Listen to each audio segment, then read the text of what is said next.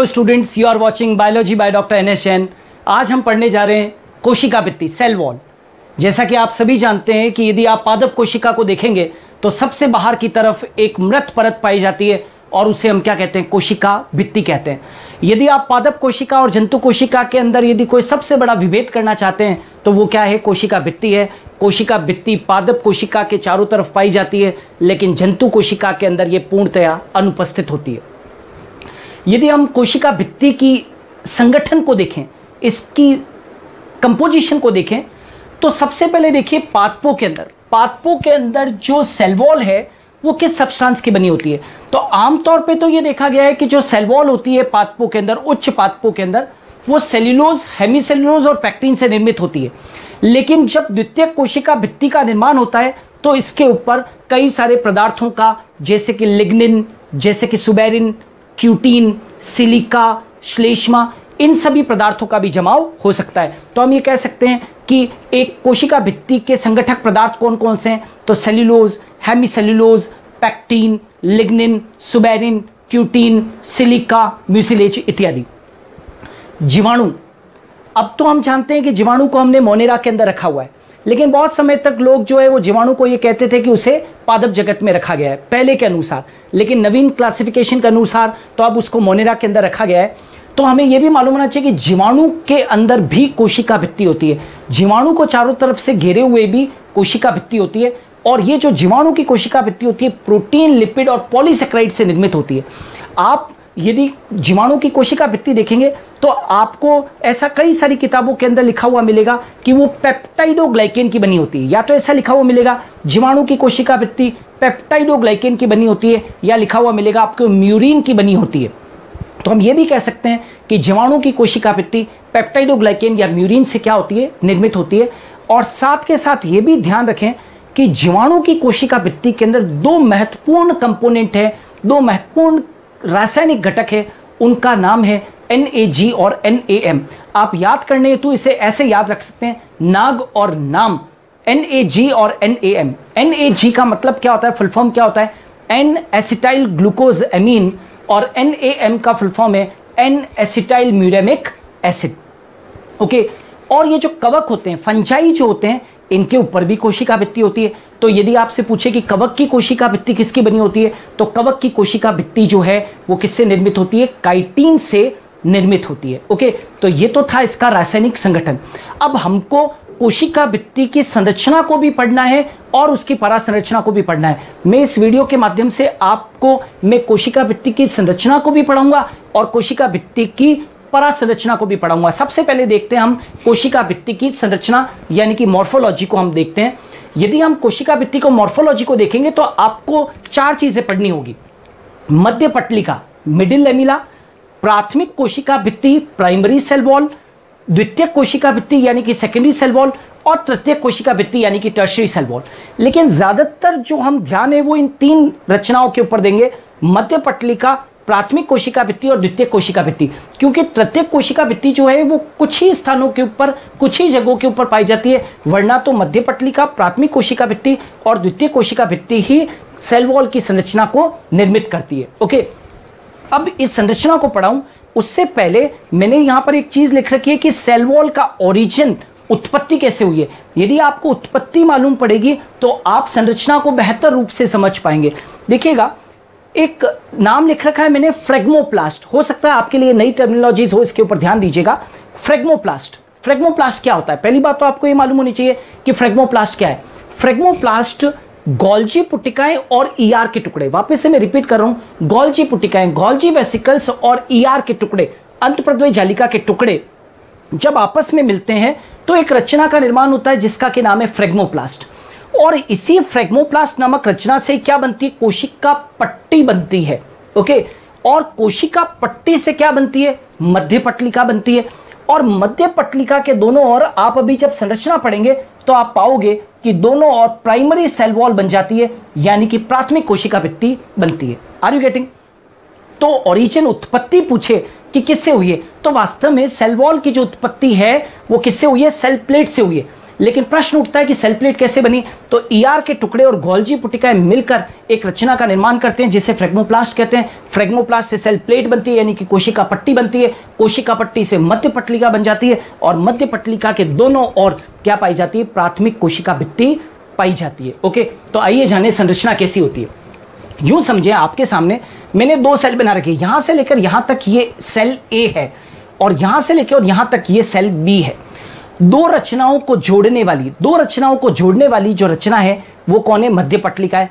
तो 2 कोशिकाओं के मध्य में एक सीमेंटिंग परत होती है, उसका नाम है मध्य पटलिका। जैसे कि मान लीजिए 2 ईंटें हैं, आपको यदि उन दोनों को जोड़ना है तो आप बीच में क्या डालते हैं? सीमेंट डालते हैं, तो 2 ईंटें जुड़ जाती है। वैसे ही 2 कोशिकाओं के बीच में एक सीमेंटिंग परत है और उसका नाम क्या है? मध्य पटलिका है।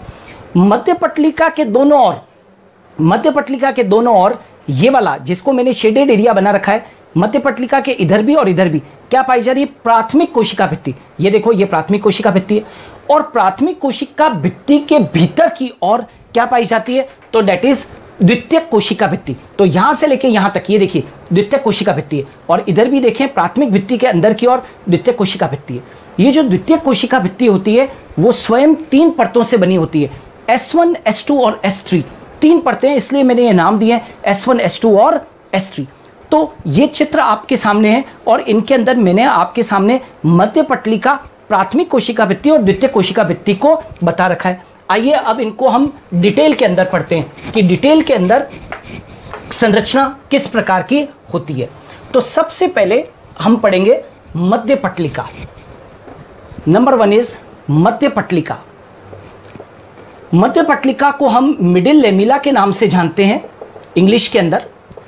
और ये जो मिडिल लेमिला है ये कहां पर पाई जा रही है? तो 2 कोशिकाओं के मध्य ये एक सीमेंटिंग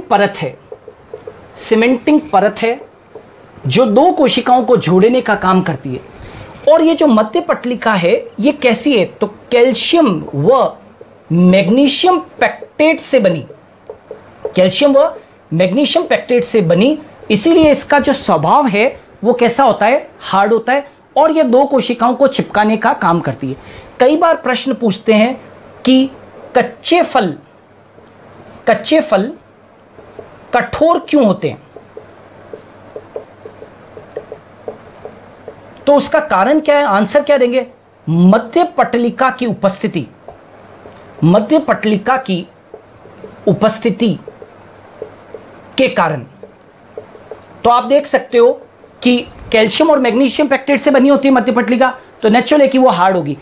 गर्मी का मौसम है, आम का सीजन है, कच्चे आमों को आपने देखा होगा कि कच्चे आम बहुत कठोर होते हैं। हम घर के अंदर अचार डालने के लिए मार्केट से केरी लेकर आते हैं तो वो आम किचन का जो चाकू होता है उससे नहीं कटती है, हमें केरी कटर जो होता है उससे काटना होता है। क्यों? क्योंकि वो कच्चे फल जो होते हैं वो बहुत क्या होते हैं? कठोर, क्योंकि उसके अंदर मध्य पटलिका की क्या होती है? उपस्थिति।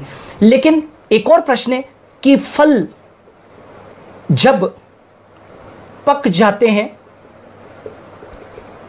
तो वे कोमल क्यों हो जाते हैं? सॉफ्ट क्यों हो जाते हैं? कोमल क्यों हो जाते हैं? तो जैसे ही फल पकता है तो मध्य पटलिका क्या हो जाती है? मध्य पटलिका, इसका उत्तर क्या होगा? मध्य पटलिका गुल जाती है।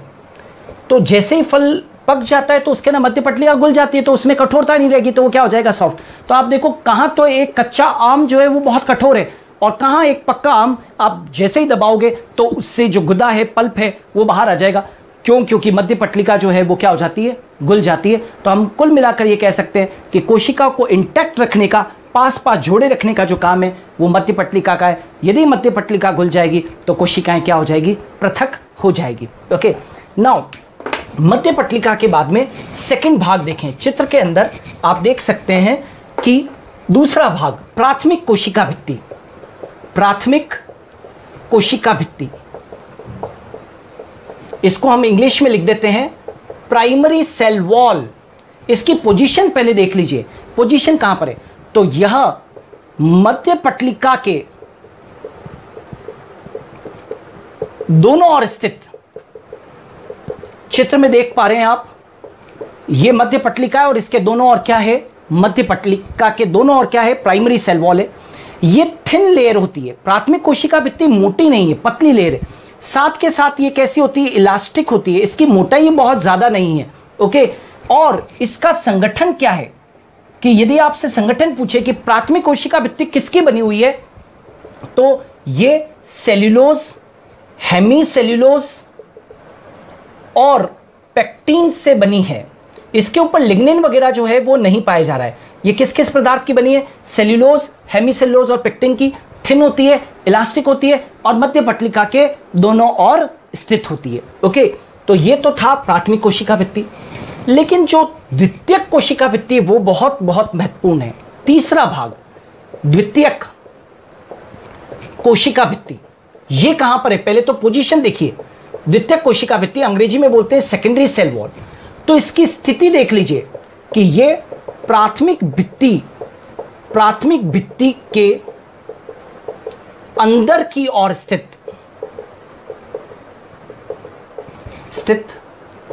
और ये कितनी परतों से निर्मित है, 3 परतों से निर्मित, स्वयं 3 परतों से निर्मित है। 3 परतों से निर्मित है। और 3 परतें कौन कौन सी है, S1, S2, S3, जिन्हें क्रमशः हम क्या कहते हैं, बाह्य परत, मध्य परत और आंतरिक परत कहते हैं। S1, S2 और S3, बाह्य परत, मध्य परत और आंतरिक परत। अच्छा, एक आपको यहां पर एक नोट लिख देता हूं कि जो ध्यान देना है आपको, द्वितीयक कोशिका भित्ति विभज्योतक कोशिकाओं में अनुपस्थित, विभज्योतक कोशिका में एब्सेंट होती है। विभज्योतक कोशिका समझते हैं मेरिस्टेमेटिक सेल्स, जिनके अंदर जीवन भर विभाजन की क्षमता पाई जाती है, जो मूल या तने के शीर्ष पर पाई जाती है, उन्हें विभज्योतक कोशिका कहते हैं। विभज्योतक कोशिकाओं के अंदर कभी भी द्वितीयक कोशिका भित्ति नहीं होती है। और आपको यह भी ध्यान रखना है कि द्वितीयक कोशिका भित्ति थिक होती है। जैसे प्राथमिक कोशिका भित्ति थिन थी, ये कैसी है, थिक होती है। वो कैसी थी, इलास्टिक थी। ये कैसी है, नॉन इलास्टिक है। इसके अंदर प्रत्यास्थता नहीं पाई जाती है।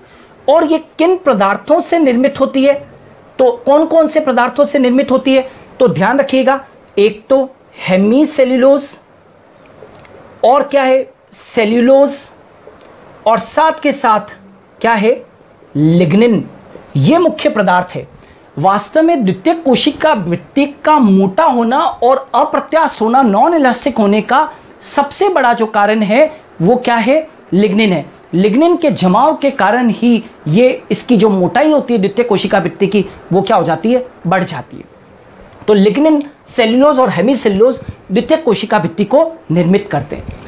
अब ये भी ध्यान रखिएगा कि ये जो द्वितीयक कोशिका भित्ति होती है या कोशिका भित्ति की जो वृद्धि होती है, कोशिका भित्ति की वृद्धि जो होती है, वृद्धि आपने देखा ना कि द्वितीयक कोशिका भित्ति के अंदर उसकी थिकनेस बढ़ गई है। तो कोशिका भित्ति की वृद्धि का या ग्रोथ होने के 2 तरीके होते हैं। एक जो विधि होती है उसको बोलते हैं कणाधान विधि, और दूसरी जो होती है उसको बोलते हैं स्तराधान विधि। कणाधान विधि के अंदर क्या होता है, कणों के रूप में लिग्निन का क्या हो जाता है, जमाव। कणों के रूप में कोशिका भित्ति पदार्थों का जमाव होता है। जमाव क्योंकि कणों के रूप में हो रहा है, कोशिका भित्ति को निर्मित करने वाले पदार्थों का जमाव कोशिका भित्ति के ऊपर कणों के रूप में हो रहा है, तो इस विधि को क्या बोलते हैं, कणाधान विधि। यानी कि कोशिका भित्ति की वृद्धि, जो पदार्थ है वो कणों के रूप में जमा हो जाने से उसकी वृद्धि हुई है। और स्तराधान विधि क्या है, तो कोशिका भित्ति की वृद्धि पदार्थों के, जैसे लिग्निन इत्यादि पदार्थों के स्तरों के रूप में जमा होने से होती है। ओके, तो कोशिका भित्ति की वृद्धि 2 विधियों से हो रही है, कणाधान और स्तराधान। और हम चौथे भाग के ऊपर आते हैं, और वो जो चौथा भाग है वो कौन सा है, तो वो है तृतीयक कोशिका भित्ति। तृतीयक कोशिका भित्ति, टर्शरी सेल वॉल। पहली बात तो आपको बता दूं, ये रेयर है, बहुत कम पाई जाती है। तृतीयक कोशिका भित्ति आमतौर के ऊपर नहीं पाई जाती है।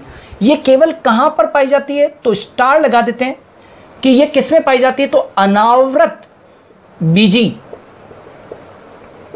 पादपों की जाइलम वाहिनिकाओं में उपस्थित। यदि आपको हिंदी में यदि कोई दिक्कत हो तो मैं यहां लिख देता हूं, फाउंड इन ट्रैकेट्स। जाइलम का एक कंपोनेंट होता है ट्रैकेट्स यानी कि वाहिनिकाएं। Found in tracheids of xylem, right, found in tracheids of xylem, और वो भी किसमें, किसके जाइलम में, तो जिम्नोस्पर्म्स जो होते हैं उनकी, जिम्नोस्पर्म्स पादपों की जाइलम वाहिनिकाओं के अंदर कौन उपस्थित है, तृतीय कोशिका उपस्थित है। और ये किससे निर्मित है, तो हेमीसेल्यूलोज प्लस जाइलेन कार्बोहाइड्रेट से निर्मित। वापस से बता दूं, ये हेमीसेल्यूलोज और जाइलेन नामक कार्बोहाइड्रेट से निर्मित होती है। तो ये तो था कोशिका भित्ति की संरचना, ओके। लेकिन आपको यदि उसको भीतर से जानना है, जैसा कि हम कहते हैं कि कोशिका भित्ति सेल्यूलोज से निर्मित होती है, तो यदि आपको इसको भीतर से पढ़ना है कि आखिर सेल्यूलोज है कहां पर, तो आपको कोशिका भित्ति की परासंरचना को पढ़ना होगा। तो आइए जानें संक्षिप्त में कि कोशिका भित्ति की परासंरचना कैसी है। परासंरचना का मतलब होता है ultra structure of cell wall, मतलब हम कोशिका भित्ति की परासंरचना पढ़ रहे हैं। परासंरचना के अंदर दो घटक होते हैं, एक तो होता है तंतुक और दूसरे जो घटक होते हैं वो कौन सी है, मैट्रिक्स। मैट्रिक्स क्या है, तरल पदार्थ है, कोशिका भित्ति का तरल पदार्थ है। और उस मैट्रिक्स नाम के तरल में कौन पाए जा रहे हैं, तंतुक पाए जा रहे हैं, राइट। ये बहुत इंपॉर्टेंट संरचना है, इसको देखिएगा।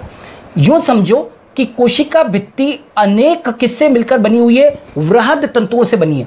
तो मैं किसी एक वृहद तंतु को लेता हूं, एक वृहद तंतु को लेता हूं, तंतुक को लेता हूं। इसको अंग्रेजी के अंदर बोलते हैं मैक्रोफाइब्रिल। एक कोशिका भित्ति के अंदर अनेक वृहद तंतुक होते हैं। अनेक को तो हम पढ़ नहीं सकते क्योंकि बहुत जटिल संरचना है, तो हमने कोशिका भित्ति के अंदर एक वृहद तंतु को लिया। एक वृहद तंतुक इजिकल टू कितने होते हैं, तो 250 के करीब लघु तंतुक के बराबर होते हैं। एक वृहद तंतु कितने लघु तंतुओं से मिलकर बना होता है, 250 माइक्रोफाइब्रिल से मिलकर बना है। अब एक लघु तंतुक को लेता हूं मैं। एक लघु तंतुक का मतलब क्या होता है, एक लघु तंतुक बना है 20 मिसेल से, 20 मिसेल से बना है। और एक मिसेल किससे बना है, एक मिसेल बना है 100 सेल्यूलोज श्रृंखलाओं से। 100 सेल्यूलोज श्रृंखलाओं से एक मिसेल बना है। और एक सेल्यूलोज श्रृंखला किससे मिलकर बनी है, तो एक सेल्यूलोज श्रृंखला 3000 से 6000 ग्लूकोज इकाइयां बीटा 1,4 लिंकेज द्वारा, 3000 से 6000 ग्लूकोज इकाइयां बीटा 1,4 लिंकेज द्वारा जुड़े रहते हैं। तो क्या बनता है, एक सेल्यूलोज श्रृंखला बनती है। तो जब आपने संरचना पढ़ी थी तो आपको कभी यह नहीं मालूम पड़ेगा संरचना पढ़ने पर कि सेल्यूलोज है कहां पर, जब तक कि हम परासंरचना न पढ़ें। परासंरचना पढ़ते हैं तो परासंरचना में एक तो मैट्रिक्स है और क्या तंतुक है। एक मैक्रोफाइब्रिल इज इक्वल टू 250 लघु तंतुक, एक लघु तंतुक बराबर 20 मिसेल, एक मिसेल बराबर 100 सेल्यूलोज की श्रृंखलाएं, और एक सेल्यूलोज श्रृंखला बराबर 3000 से लेकर और 6000 ग्लूकोज की इकाइयां जब आपस में बीटा 1,4 लिंकेज के द्वारा जुड़ जाती है तो एक सेल्यूलोज श्रृंखला का निर्माण होता है। तो इससे आपको यह मालूम पड़ता है कि कोशिका भित्ति की संरचना कितनी जटिल है और सेल्यूलोज जो है वो कहां पर है। तो क्या मैं कह सकता हूं कि सेल्यूलोज जो कि कोशिका भित्ति को निर्मित करता है वो एक पॉलीसेकेराइड है। क्यों, क्योंकि वो अनेक ग्लूकोज इकाइयों से मिलकर बना है। ये था संरचना और क्या थी, परासंरचना। अब एक इंपॉर्टेंट चीज जो आपको यहां पर पढ़नी है वो ये है कि पिट्स के बारे में। मैं आपको यहां पर, क्योंकि कोशिका भित्ति पढ़ रहे हैं तो हमको पिट्स के बारे में जानकारी होनी चाहिए। हिंदी में इन्हें घर्त कहते हैं। अब ये घर्त क्यों बनते हैं, तो मैंने ये कहा कि लिग्निन का जमाव कोशिका भित्ति पर एक जैसा नहीं होता, यानी कि यूनिफॉर्म नहीं होता है, एक जैसा नहीं होता एवं कुछ स्थानों पर लिग्निन नहीं पाया जाता। इन स्थानों पर गर्त पाए जाते हैं। क्लियर है?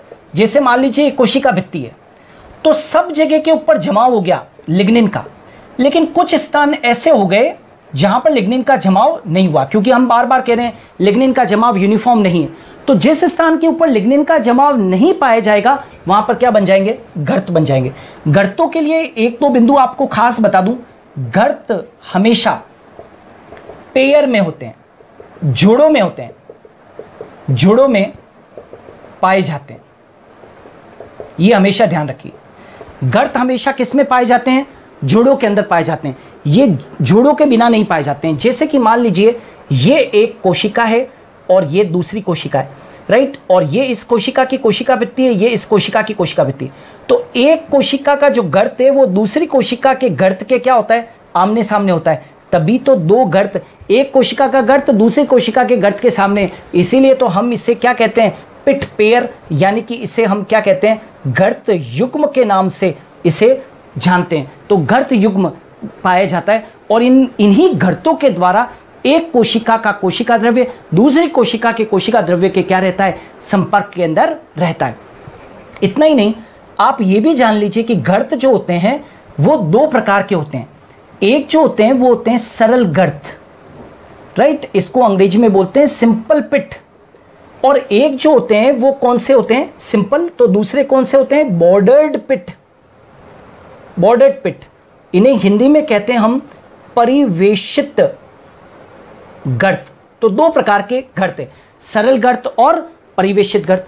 आइए इनके बारे में भी जानकारी ले लें कि ये गर्त कैसे हैं, सरल गर्त क्या होते हैं, कैसे होते हैं, और परिवेशित गर्त कैसे होते हैं।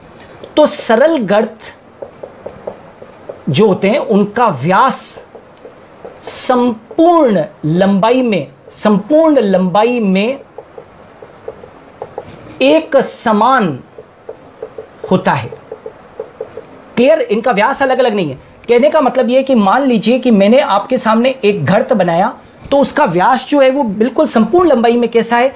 एक समान है। जैसे मान लीजिए ये एक गर्त बनाया और उसके सामने मैंने ये दूसरा गर्त बनाया, ये गर्त बनाया, तो इस गर्त की चौड़ाई यहां से भी एक जैसी, यहां से भी एक जैसी, यहां से भी एक जैसी और यहां से भी एक जैसी। ओके, तो इनका व्यास अलग अलग नहीं होता है, संपूर्ण लंबाई में कैसा होता है? एक समान होता है। और गर्तों को पृथक करने के लिए बीच में क्या पाई जाती है? हमेशा याद रखें, गर्तों को पृथक करने के लिए क्या पाई जाती है? पिट मेम्ब्रेन पाई जाती है, जिसको हिंदी के अंदर गर्त झिल्ली कहते हैं, पिट मेम्ब्रेन कहते हैं। कई बार परीक्षाओं में पूछ लिया जाता है पिट मेम्ब्रेन किसकी बनी होती है? तो पिट मेम्ब्रेन याद रखना निर्मित होती है किससे? प्राथमिक कोशिका भित्ति से। प्राथमिक कोशिका भित्ति और मध्य पटलिका से निर्मित होती है, मध्य पटलिका से निर्मित होती है। Are you getting? कहने का मतलब यह है कि ये किससे बनी होती है? प्राथमिक कोशिका भित्ति और मध्य पटलिका से बनी होती है, और संपूर्ण लंबाई में इनका व्यास कैसा होता है? समान होता है। इन्हें हम क्या कहते हैं? सरल गर्त कहते हैं। लेकिन जो परिवेशित गर्त होते हैं वो थोड़े से भिन्न होते हैं। परिवेशित गर्त, ये दूसरा पॉइंट। परिवेशित गर्त, इनका व्यास संपूर्ण लंबाई में एक समान नहीं।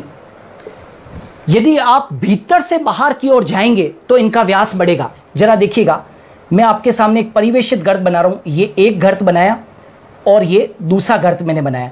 तो आप जब भीतर से बाहर की ओर जाएंगे तो इन गर्तों का व्यास क्या हो रहा है? बढ़ रहा है। यहां पर देखिए व्यास समान है, यहां पर व्यास समान नहीं है। भीतर से बाहर की ओर जा रहे हैं तो व्यास बढ़ रहा है, और इन दोनों के बीच में भी क्या है? गर्त झिल्ली है। तो ये तो क्या हो गया? गर्त झिल्ली। अब परिवेशित गर्तों में क्या होता है कि ये जो गर्त झिल्ली होती है ये बीच में से फूल जाती है। ये गर्त झिल्ली बीच में से फूल जाती है। आप गर्त झिल्ली जब फूल जाती है तो उसको क्या कहते हैं? टोरस कहते हैं। क्यों ये टोरस क्यों बना? क्योंकि टोरस के ऊपर सुबेरिन का क्या हो जाता है, जमाव, सुबेरिन का जमाव हो जाता है। तो गर्त झिल्ली के ऊपर जब सुबेरिन का जमाव हो जाता है तो वो मोटी हो जाती है और उसको हम क्या कह देते हैं, टोरस।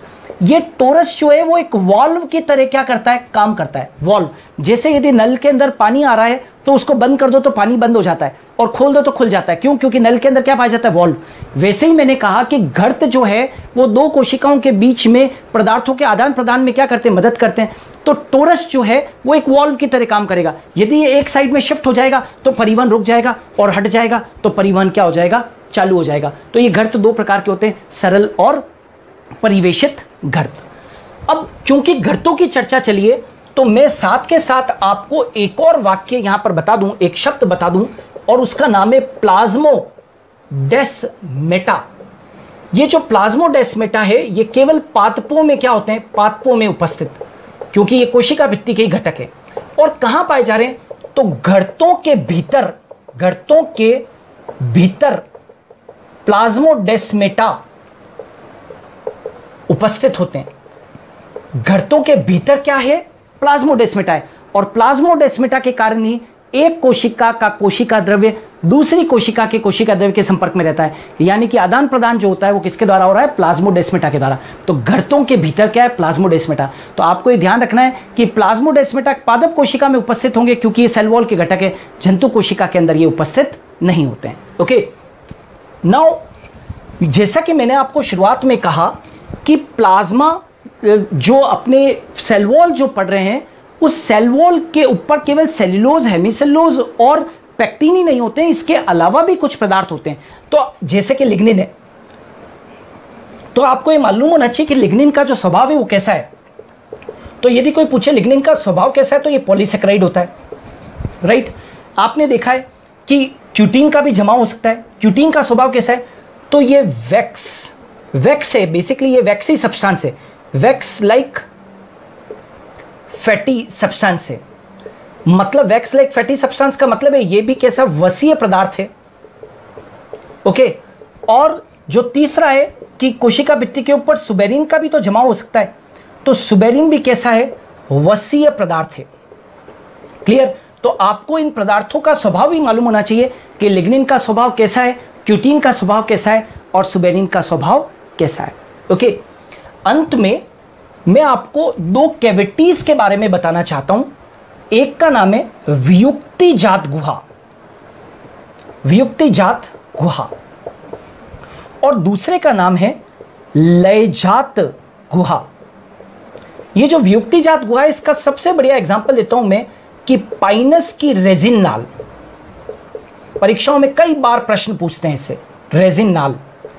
और इसका सबसे बढ़िया एग्जांपल है कि संतरे की तेल ग्रंथियां, संतरे की तेल ग्रंथियों में कौन सी गुहा है, लयजात गुहा, और पाइनस के रेजिनाल में कौन सी वियुक्तिजात गुहा। अब ये गुहाएं क्यों पढ़ रहे हैं अपने, यूं समझें कि जो एक तरुण कोशिका होती है, यंग कोशिका होती है, उसके बीच में अंतराकोश के अवकाश नहीं होते हैं, लेकिन जैसे ही कोशिका मैच्योर हो जाती है तो उसके अंदर अंतराकोश के अवकाश क्या हो जाते हैं, विकसित हो जाते हैं। तो याद रखना, कोशिका भित्ति के सेपरेट होने से, पृथक होने, सेपरेट होने से यह गुहा बनती है। मतलब यदि कोशिका भित्ति सेपरेट हो जाए और बीच में कोई गुहा बने तो उसको वियुक्तिजात गुहा कहते हैं। उसका उदाहरण आपके सामने। और कोशिका भित्ति के लयन से, टूटने से, लयन से गुहा बनती है।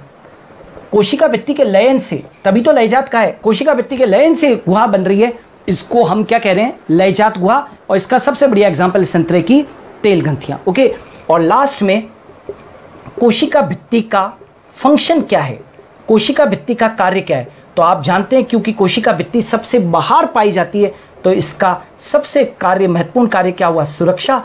और साथ के साथ ये पादप कोशिका को शेप, यानी कि ये विशेष प्रकार की क्या प्रदान करती है, आकृति भी प्रदान करती है। तो इसका मुख्य कार्य सुरक्षा प्रदान करना और कोशिका को क्या प्रदान करना, शेप प्रदान करना। तो ये था एक डिटेल डिस्क्रिप्शन, विस्तार से हमने अभी डिस्कस किया किसके बारे में, कोशिका भित्ति के बारे में। ओके आप मेरे सेल बायोलॉजी के और भी वीडियोस को आप देखते रहिए।